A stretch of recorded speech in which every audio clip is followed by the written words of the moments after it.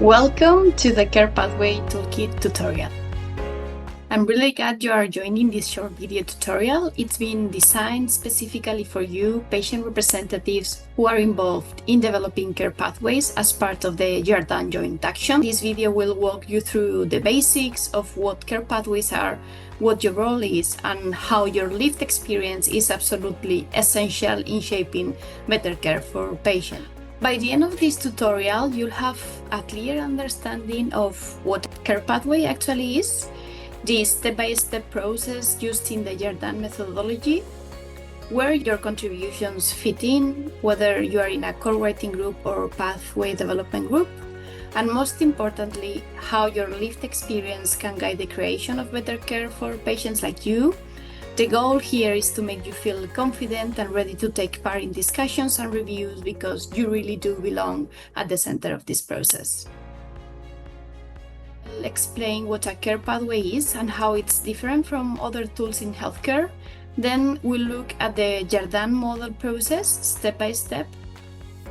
We'll talk about how the toolkit supports you in this work, what your role looks like in practice, and give you tips and tools to feel more prepared at every step of the way. Let's dive into the basic. What exactly is a care pathway? In simple terms, a care pathway is a shared structure plan for a specific health condition over a set period of time. It's co-created by clinicians and patients or carers to improve patient safety, patient experience, and treatment efficiency. And here is where your experience comes in by sharing what it's like to live with your condition or care for someone who does. You help make these pathways realistic, relevant, and to the ground. You will see that there are many names floating around, like patient pathways, clinical pathways, integrated care pathways, and so on. The aim of the care pathways is to improve overall quality of care, and how they do that. First, they help set clearly defined treatment goals. These goals are based on medical evidence, best practices, and most importantly, on what patients actually need. Next, care pathways are also about coordination. They clearly outline who does what and when, so there is less confusion, less duplication, and smoother experience for patients. Another big part is communication. Pathways encourage regular, clear, and timely communication between healthcare professionals, patients, and family. They also include key parameters or indicators to track and evaluate patient progress. This helps ensure that the care being provided is actually working and allows teams to adjust when needed. And finally, care pathways help teams identify the right resources so they can make sure the pathway can actually be implemented properly and that it leads to improved quality care. Now, you might also hear about something called clinical practice guidelines or CPGs. These are important tools as well as they provide recommendations, but while guidelines are more like general advice for clinicians, care pathways bring them to life. They adapt the guidelines to a specific setting, like a hospital, and turn them into a coordinated care plan. So to sum up, care pathways are practical tools that help us organize and improve care. And of course, they absolutely need the patient voice to work well. Now, let's take a look at the model process proposed by JARDIN. In other words, how the whole care pathway development process is organized. And as a reminder, JARDIN is a joint action created to achieve the integration of European reference network into national healthcare systems. The process is meant to make collaboration smooth between all the people involved. That means professionals, patient representatives, and other stakeholders. The JARDIN model process to develop care pathways proposes 5 phases: preparation, scoping, development, implementation, and evaluation. Then each phase is divided into steps with a total of 18 steps over the 5 phases. Now I invite you to pause the video and take a moment to go over the model process.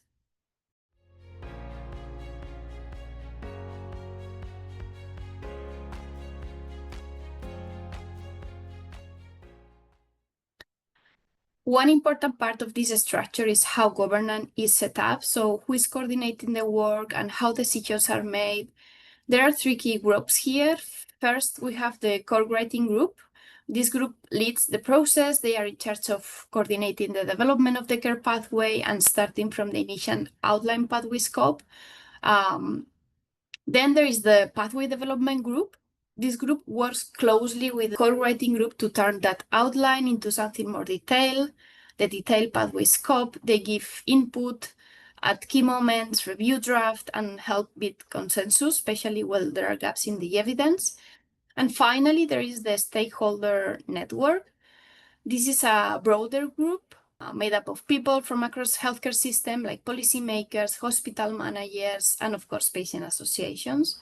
They don't do the day-to-day writing, but they are engaged through the process and provide important perspectives as well.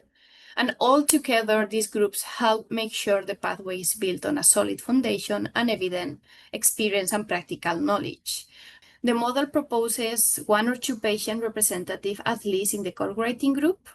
Then there will be additional patient representatives in the pathway development group, and then we will include the patient community in the wider stakeholder network.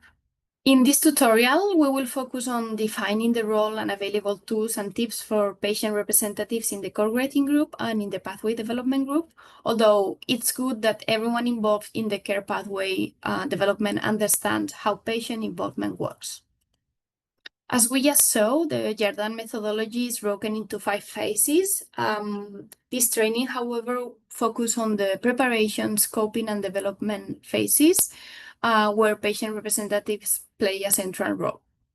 JARDIN Care Pathways put together a toolkit to support phase 1, phase 2, and phase 3 of the care pathway development. It includes guidance for each of the steps within those phases, and it also shows where and how patient representatives can contribute. You'll find clear instructions for each phase, including what to do, expected outcomes, tips, and supporting materials all in one place, so you are not left guessing what comes next. If you're wondering where to find the toolkit, it is available online in the JARDIN website as an interactive page, as well as in PDF guiding document. I will walk you through very briefly now through their page. So jardin/ern.eu, you have their Care Pathways Toolkit. You can download the toolkit in PDF clicking on this link, so it will come directly to your download. So you have here all the information in a PDF and all the links. Then if you go back to the web page, it's divided all the tools here by phase and by steps. So it's quite intuitive, quite easy to use and access the different resources.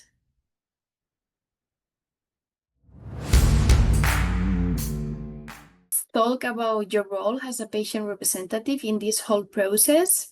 One of the key messages is that you are not just a participant or someone who shares story now and then. You are a co-designer of care. That means that your experience isn't just welcome, it's essential, because care pathways are meant to reflect how care should be delivered, and that has to include the patient perspective from the very start. The whole idea is to put patient needs at the center of care. Care pathways outline how the needs of a specific patient group like yours should be met in the health system, and your insights help make that real.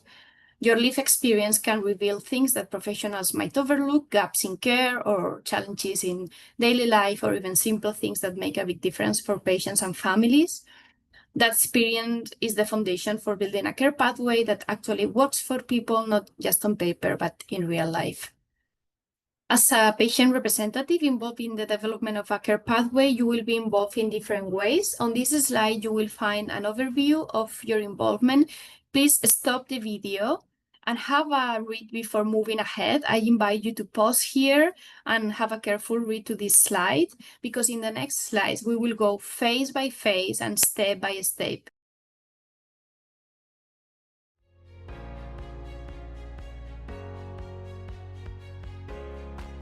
So let's dive into phase 1 preparation, step 1, step 2, and step 3.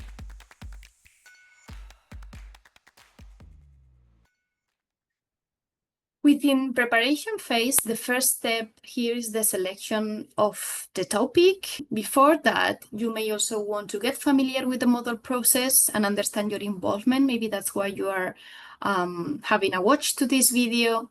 You will help prioritize topics prior discussion in your group of EPACs in your ERN and potential topic areas.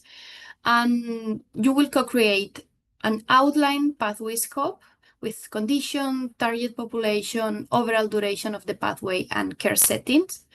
As tips, you can discuss with the EPACs the prioritization of the topics. You will also engage with the ERN coordination team to suggest those possible topics. And also for multi-system conditions, experts from other ERNs should also be engaged to inform the development of the outline pathway scope. In the toolkit, you will find a summary fact sheet on patient involvement in the ERN care pathway development. The next step in the preparation is to define the key experts. We recommend patient voices to join the pathway development group and identify and propose key experts and stakeholders, including target wider patient community. And it's important to provide a balanced geographical representative. Step 3.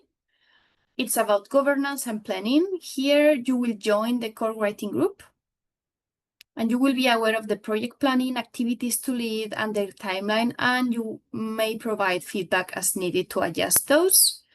It's also important that at this point, you discuss your time commitment with the pathway development manager.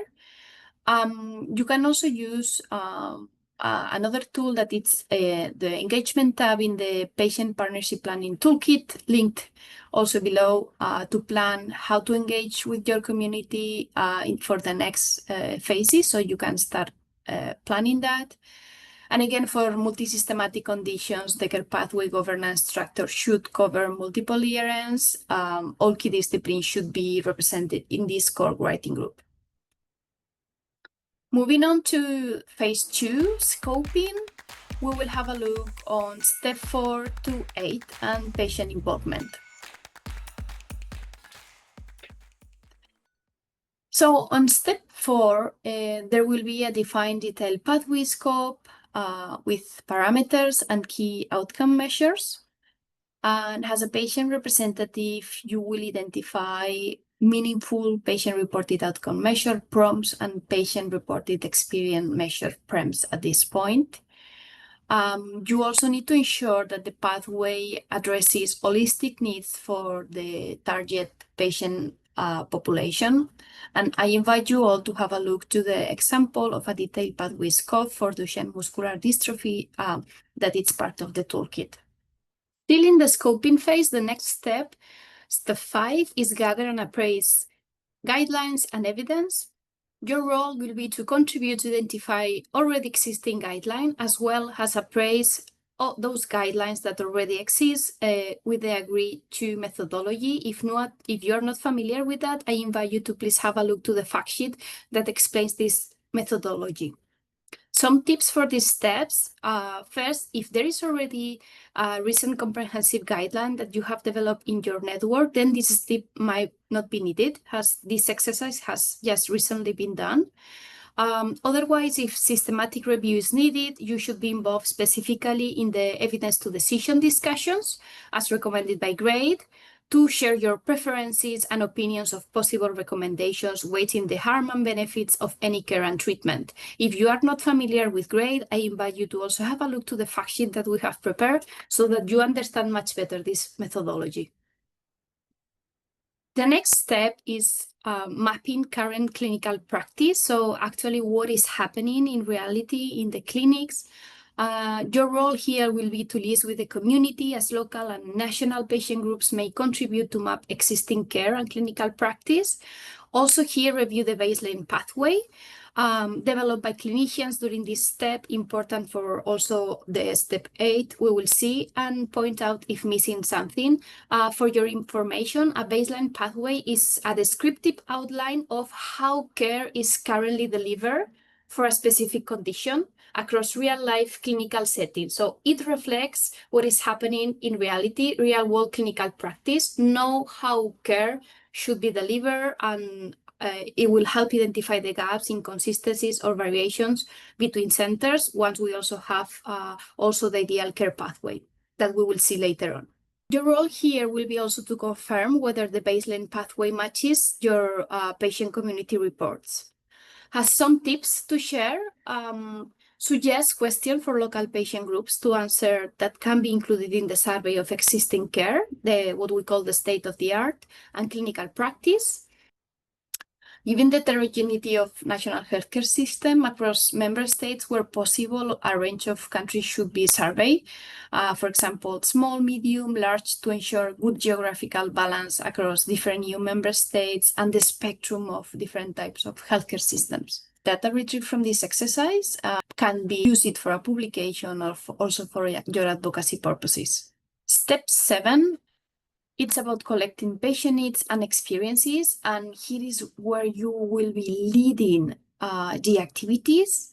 You will first lead on engaging the relevant patient community identified in the care pathway scope in the previous steps, and you will also be in charge of mapping the patient's experiences and needs and identify the key bottlenecks and potential enablers to accessing timely care and treatment. There are several tools in the toolkit that you can use at this stage. We have a communication material about explaining what is a care pathway and patient involvement, and also about JARDIN.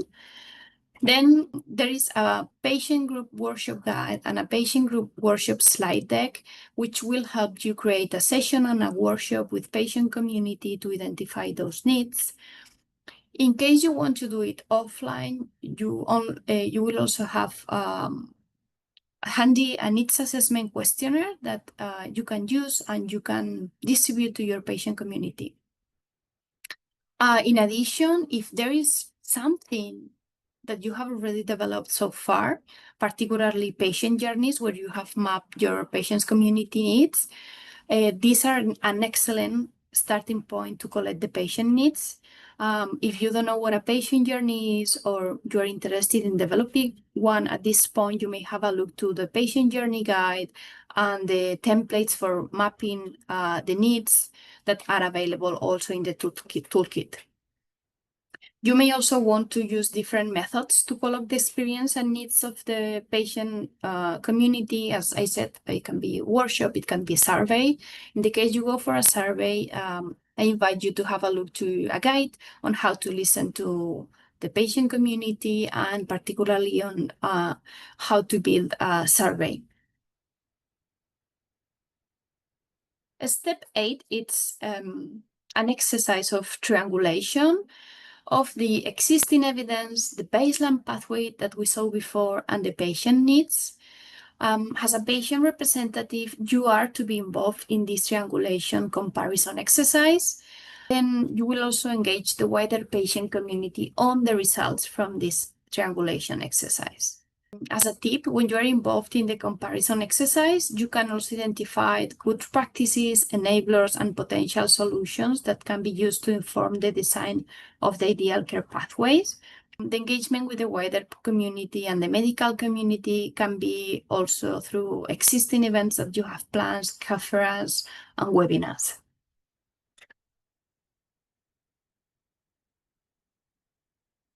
Let's now move to the phase 3, development, and how can patient representatives are involved in step 9 to 12.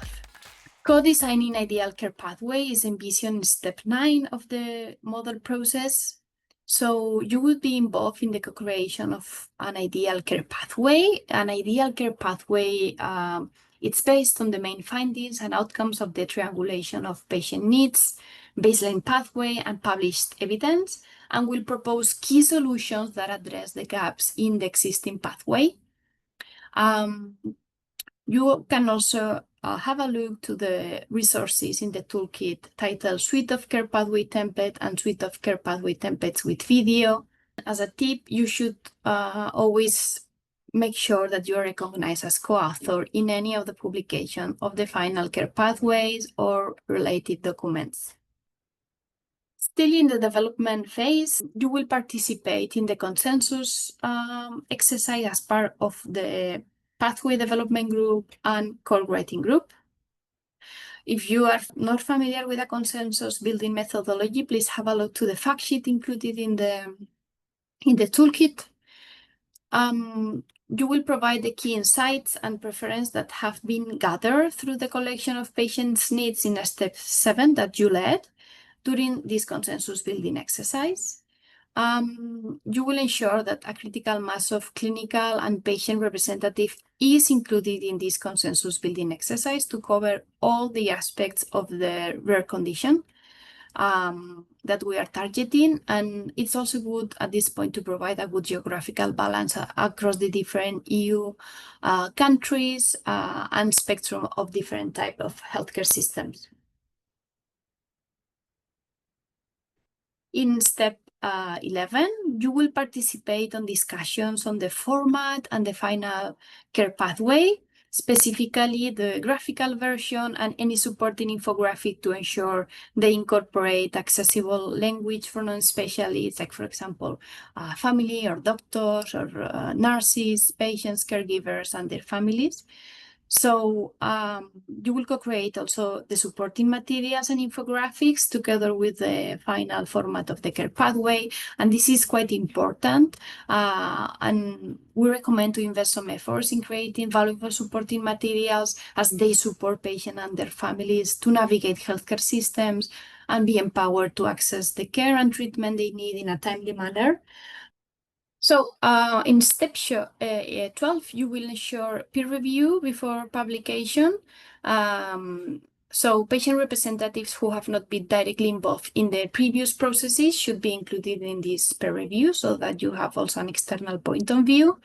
You may also at this point identify communication needs and participate in the development of a communication plan to address those needs with patient groups and key stakeholders to support the implementation of care pathways through their extended networks and communities.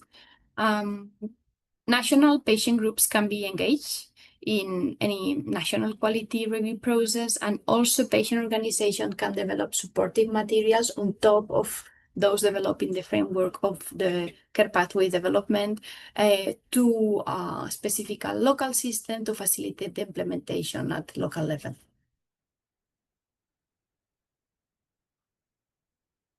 Thank you so much for being here today with me, and I wish you success for the development of the care pathway for the condition you are involved in. Thank you so much.